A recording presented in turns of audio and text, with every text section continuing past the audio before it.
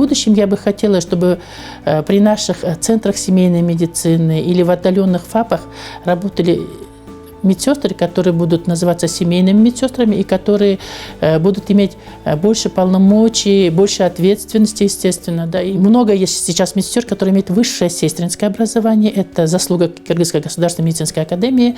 Там есть факультет, который занимается подготовкой медсестер с высшим образованием.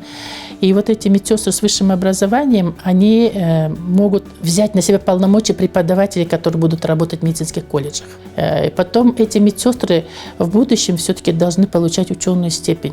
К сожалению, у нас в стране сейчас пока нет шифра, по которому медсестра с высшим образованием могла бы защитить свою ученую степень.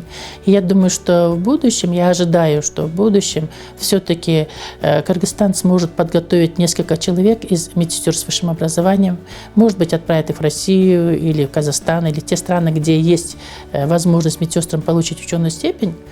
Они получат степень, приедут, откроют специальный такой комитет, который будет иметь шифр. Они смогут получить степень кандидата сестринских наук, доктора сестринских наук. Вот в будущем я это ожидаю. Потом еще я бы хотела, чтобы и в медицинских колледжах, и в медакадемии все-таки наших медсестер готовили медсестры, специалисты медсестры, преподаватели.